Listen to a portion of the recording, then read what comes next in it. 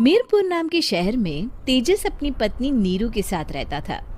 पति पत्नी दोनों ही नौकरी करते थे। एक दिन तेजस गांव अपनी माँ के पास फोन करता है।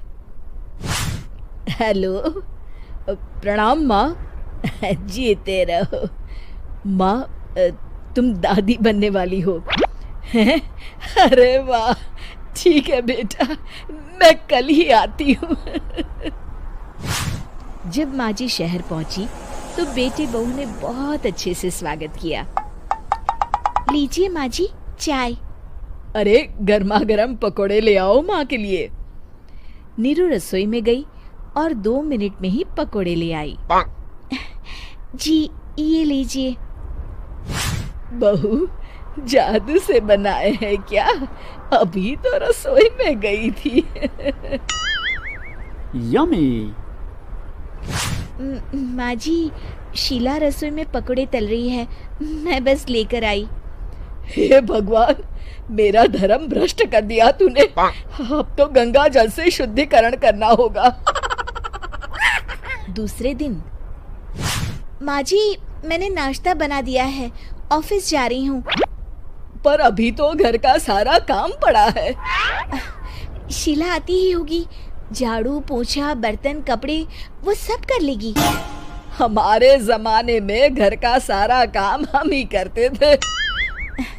जी माँ जी, आप बहुत होशियार हैं, मैं घर ऑफिस दोनों नहीं संभाल पाती। तो जरूरत क्या है घर से बाहर जाकर चाकरी करने की? वैसे भी घर का काम खुद करने से घर में बरकत आती है, समझी? पर माँ जी।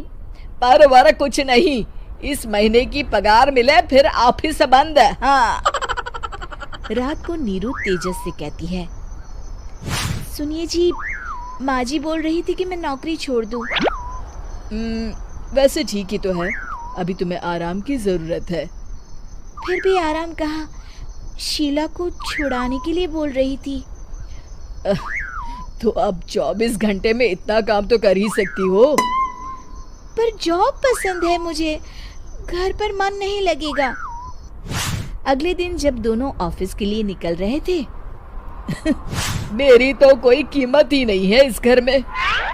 माँ जी, आजकल महंगाई बहुत है, रहन सहन भी बदल गया है, दोनों नौकरी करते हैं तभी ठीक रहता है।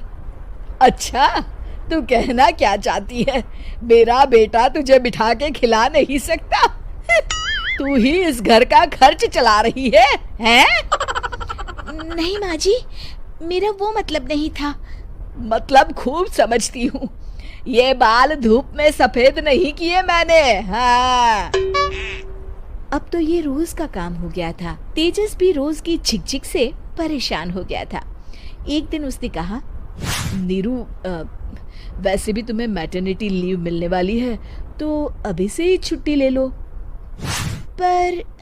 पर क्या, मेरी सैलरी अच्छी खासी है। आखिर नीरू ने रिजाइन कर दिया। जब बच्चा हुआ तो घर में सब बहुत खुश हुए। कुछ दिनों बाद तेजस फाइल देख रहा था। क्या हुआ तेजस, कुछ परेशान लग रहे हो? अब हाँ, वो हमारी जितनी सेविंग्स थी वो तो हॉस्पिटल में और छठी के फंक्शन में खत्म हो गई है नीरू। और अभी वैसे मंदी चल रही है तो मैं बोल रही थी कल मुन्ना को हेपेटाइटिस का टीका लगवाना है। नीरू, क्या पोस्टपोन नहीं कर सकते? नहीं जी, बिल्कुल नहीं। अब तेजस को समझ में आ रहा था कि उससे गलती हुई है। पैसों की कमी का असर घर के माहौल पर भी पड़ रहा था।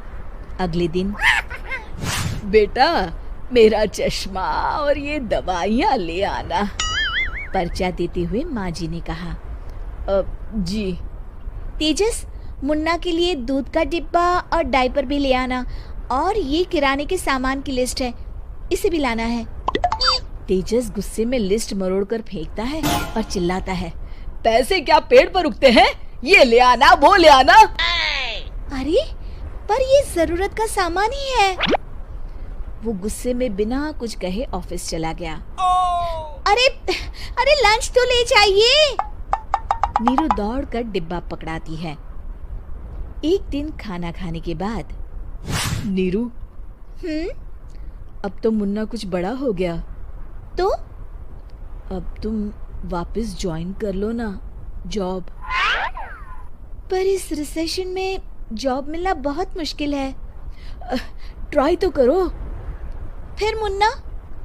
माँ जी है ना, और एक फुल टाइम मेड भी लगा लेंगे। पर माँ जी, उन्हें तो पसंद नहीं।